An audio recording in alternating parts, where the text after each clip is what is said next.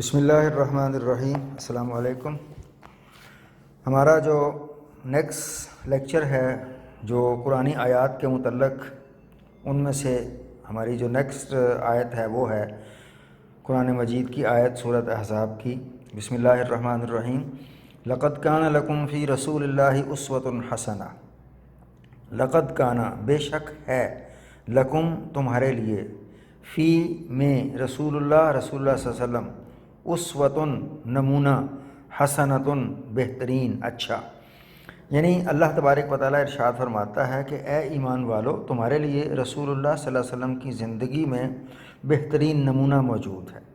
حضور صلی اللہ علیہ وسلم نے ایک دفعہ خود ارشاد فرمایا کہ فقط لبثت فیکم عمرا من قبلہ افلا تعقلون۔ اللہ تبارک و تعالیٰ کا یہ قرآن کی آیت بھی ہے کہ اے لوگو، اس رسول نے تمہارے اندر ایک پورا وقت گزارا ہے۔ رسول اللہ صلی اللہ علیہ وسلم نے بچپن سے لے کر، پیدائش سے لے کر 40 سال تک کی عمر اپنی مکہ مکرمہ میں گزاری۔ اس میں حضور صلی اللہ علیہ وسلم کا بچپن بھی گزرا، حضور صلی اللہ علیہ وسلم کی جوانی بھی گزری، اور 40 سال کی عمر میں جب حضور صلی اللہ علیہ وسلم کو نبوت عطا ہوئی تو اس وقت بھی حضور صلی اللہ علیہ وسلم کی جو ریپوٹیشن تھی، جو حضور صلی اللہ علیہ وسلم کا کردار تھا لوگوں کے پاس سامنے، وہ یہی تھا کہ آپ کو صادق اور امین کے نام سے جانا جاتا تھا۔ چاہے اس کے کہ حضور صلی اللہ علیہ وسلم سے بے پناہ اختلافات، جب رسول اللہ صلی اللہ علیہ وسلم نے اعلان نبوت فرمایا تو اس کے بعد لوگوں کے اختلافات آپ سے شروع ہو گئے، لیکن اس اختلافات کے باوجود بھی کوئی آدمی یہ نہیں کہتا تھا کہ حضور صلی اللہ علیہ وسلم کسی بھی طریقے سے غلط ہے۔ صرف نئے دین کی بات تھی، ورنہ جو آپ کے پاس لوگوں کی امانتیں موجود ہوتی تھیں وہ اب بھی وہیں کی آپ کے پاس ہی ہوتی تھی۔ یہاں تک کہ 13 سال مکے کی زندگی گزارنے کے بعد جب حضور صلی اللہ علیہ وسلم نے ہجرت فرمائی ہے تو بھی حضرت علی کو اپنے بستر پر لٹا کر گئے کہ علی، جو میرے پاس لوگوں کی امانتیں پڑی ہوئی ہیں وہ ان لوگوں کو لوٹا دینا۔ یعنی 13 سال سخت جو مصیبت کا دور رسول اللہ صلی اللہ علیہ وسلم پر گزرا، اس کے باوجود لوگوں کی امانتیں پھر بھی آپ ہی کے پاس تھیں۔ اللہ تعالیٰ فرماتا ہے اے نبی، اے لوگو، تمہارے لیے رسول کی کون سی دنیا کی مثال ایسے نہیں ہے۔ اگر رسول اللہ صلی اللہ علیہ وسلم کو بحیثیت سربراہ خاندان کے دیکھیں تو آپ کی ذات بے مثال، اگر آپ کو بحیثیت سپہ سالار دیکھیں تو آپ کی ذات بے مثال، لوگوں کے ساتھ تعلق داری دیکھیں، لوگوں کے ساتھ حسن سلوک دیکھیں، لوگوں کے ساتھ اٹھنا بیٹھنا دیکھیں۔ بچپن میں جب کہ رسول اللہ صلی اللہ علیہ وسلم ابھی بچے تھے، اس عمر میں لوگوں کو کوئی پتہ نہیں ہوتا کہ کیا کر رہے ہیں، اس وقت میں بھی حضور صلی اللہ علیہ وسلم کا یہ حالت تھی کہ ایک دفعہ غلطی سے آپ نے جو تہمت باندھا ہوا تھا، 4 سال کی عمر تھی رسول اللہ صلی اللہ علیہ وسلم کی، جب اپنے جو رضائی بھائی تھے، حلیمہ سعدیہ کے جو بھائی تھے، ان کے ساتھ جب وہ جنگل میں بکریاں چرایا کرتے تھے تو ایک دفعہ ایسا ہوا کہ ایک جو آپ کا بھائی تھا اس نے غلطی سے آپ کا جو تہمت باندھا ہوا تھا، جو چادر باندھی ہوئی تھی آپ نے اپنے سطر مبارک پر، وہ کھول دی، اس کو کھول کے سر پہ رکھ دیا تو رسول اللہ صلی اللہ علیہ وسلم بے ہوش ہو گئے، آپ عالم ہوش میں نہیں رہے۔ یعنی اس لحاظ سے کہ یہ کیسا واقعہ پیش آ گیا کہ جو نہیں ہونا چاہیے تھا۔ تو جب تک رسول اللہ صلی اللہ علیہ وسلم کے جسم پر آپ کی چادر مبارک نہیں ڈالی گئی، آپ اس وقت تک عالم ہوش میں نہیں رہے، بے ہوش رہے۔ تو یہ رسول اللہ صلی اللہ علیہ وسلم کے بچپن سے کردار تھا۔ پھر جب جو بڑے ہوتے گئے تو لوگوں نے دیکھنا شروع کر دیا کہ آپ کا کیسا کردار۔ آپ نے اپنا جو کردار، جب حضرت خدیجۃ الکبریٰ رضی اللہ عنہا نے آپ کو نکاح کا پیغام بھیجا، اس وقت آپ نے کردار کیا ادا کیا، نوجوانوں کے لیے سوچنے کا مقام۔ آپ نے فرمایا میں اپنے چچا سے پوچھ کر بتاؤں گا کہ میں کیا کروں اس معاملے میں۔ یعنی اس وقت بھی رسول اللہ صلی اللہ علیہ وسلم کا کردار ایسا۔ پھر جب حضور صلی اللہ علیہ وسلم جنگوں میں شریک ہوئے، مختلف لوگوں کے جو ان کے تھے مطلب روزداری کے معاملات ہوتے تھے، خانہ کعبہ میں جب لڑائی شروع ہونے والی تھی، ہر ایک کہتا تھا کہ خانہ کعبہ کا جو حجر اسود ہے وہ میں لگاؤں گا، آپ نے اس پر کیسا فیصلہ کیا۔ یعنی یہ سب چیزیں اللہ تعالیٰ فرماتے ہیں کہ لوگوں، رسول کی کون سی ایسی چیز ہے، زندگی کا کون سا ایسا مقام ہے جس پر تمہاری رہنمائی نہیں اللہ تعالیٰ کے رسول نے کی۔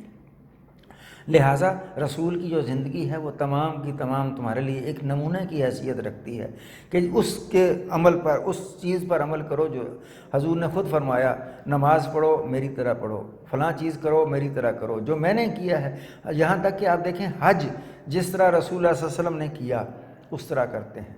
تو تمام چیزیں اسی چیز پہ آتی ہیں کہ رسول کی زندگی ایک بہترین نمونہ ہے۔ اس کے بعد جو اگلی آیت ہے وہ ہے اِنَّ أَكْرَمَكُمْ عِندَ اللَّهِ أَتْقَاكُمْ، سورہ حجرات کی آیت ہے۔ اصل میں یہ آیت یہاں سے شروع ہوتی ہے کہ یا ایھا الذین آمنوا یا ایھا الناس انا خلقناکم من ذکر و انثی، اے ایمان والو، اے لوگوں، بلکہ لوگوں کو خطاب کیا، ایمان والوں کو نہیں۔ دوسری آیت جو ہمارے اس میں آج کے کورس میں شامل ہے وہ یہ ہے اِنَّ أَكْرَمَكُمْ عِندَ اللَّهِ أَتْقَاكُمْ، سورہ حجرات کی آیت۔ اصل میں جو آیت ہے وہ یہاں سے شروع ہوتی ہے کہ یا ایھا الناس انا خلقناکم من ذکر و انثی، اے ایمان والو، اے لوگو، بلکہ اے لوگو، ہم نے تمہیں ایک مرد اور ایک عورت سے پیدا کیا، حضرت آدم علیہ السلام اور حضرت اماں حوا سے پیدا کیا۔ وجعلناکم شعوبا، تمہارے قبیلے بنائے، تمہارے گروہ بنا دیے، وقبائل، اور تمہارے قبیلے بنا دیے، لتعارفوا، تاکہ تم ایک دوسرے کے ساتھ تعارف حاصل کرو، پہچانے جاؤ۔ آج دیکھیں ہم گاؤں کے رہنے والے لوگ ہیں یا جو کوئی بھی ہیں، حضور صلی اللہ علیہ وسلم کے زمانے کے تھے لوگ، تو کیا پہچانتے تھے فلاں، اب ہم دیکھیں گاؤں میں کیسے پکارتے ہیں کہ جناب عبداللہ، کون عبداللہ؟ وہ فلاں چودھریوں کا، فلاں ملکوں کا، فلاں راجوں کا، فلاں عباسیوں کا۔ یعنی یہ چیز لوگوں کو پہچان کے لیے بنائی ہوئی ہے، اس میں یہ نہیں کہ کوئی بڑا یا چھوٹا ہے، بلکہ صرف پہچان کی کہ فلاں بندہ کون، فلاں قبیلے سے جو تعلق رکھتا ہے، فلاں بندہ کون، وہ جو فلاں کیٹیگری سے تعلق رکھتا ہے وہ۔ لیکن اصل کیا ہے؟ اِنَّ أَكْرَمَكُمْ عِندَ اللَّهِ أَتْقَاكُمْ، بے شک اکرمکم، تم میں سب سے جو عزت والا ہے، عند اللہ، اللہ کے نزدیک، وہ ہے اتقاکم، جو تقوی میں تم سے سب سے زیادہ ہے۔ یعنی جو اللہ کے نزدیک وہ سب سے بہتر ہے جو تقوی میں زیادہ ہے۔ تمہاری مال و دولت، تمہارا حسن و جمال، تمہاری شان و شوکت، تمہارا خاندان، حسب نسب اس کے نزدیک کوئی معنی نہیں رکھتا۔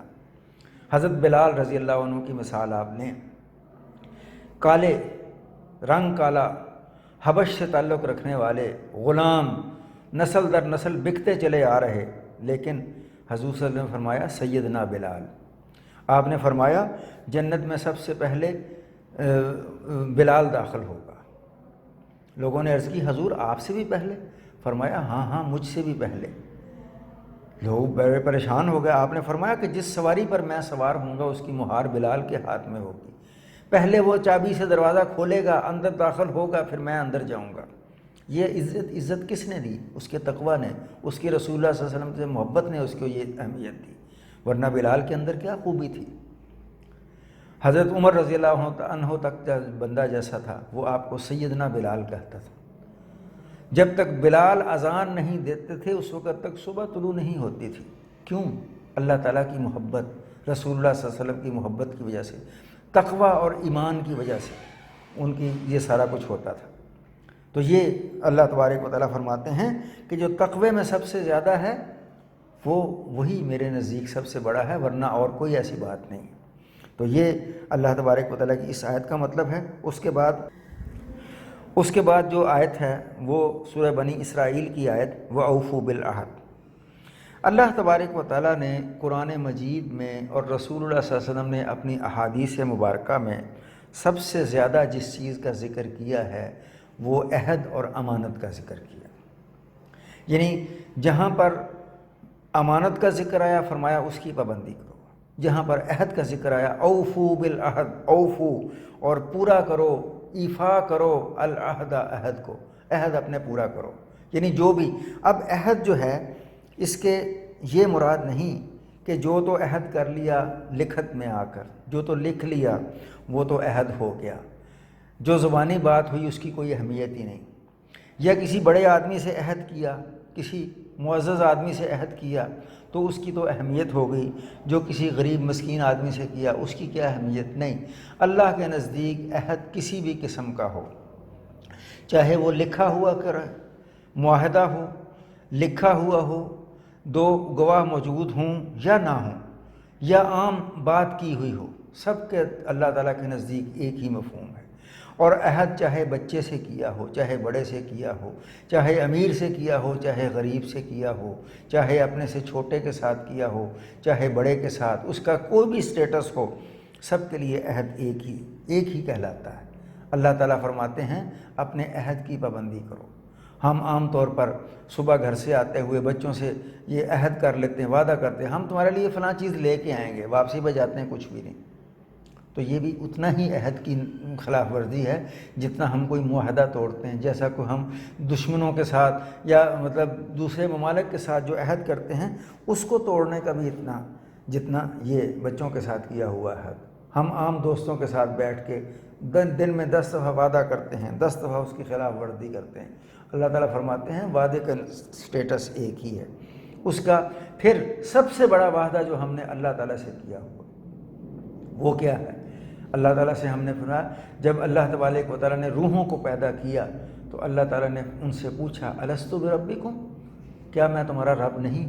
تو سب نے کہا بلا، ہاں تو ہی ہمارا رب ہے، یا اللہ تو ہمارا رب ہے۔ تو یہ جو عہد ہے یہ سب سے بڑا عہد ہے۔ اللہ تعالیٰ فرماتے ہیں اپنے عہد کو پورا کرو اور اس پر کاربند رہو۔ اللہ تبارک و تعالیٰ ہمیں ان پر عمل کرنے کی توفیق عطا فرمائے۔ وآخر دعوانا ان الحمد للہ رب العالمین۔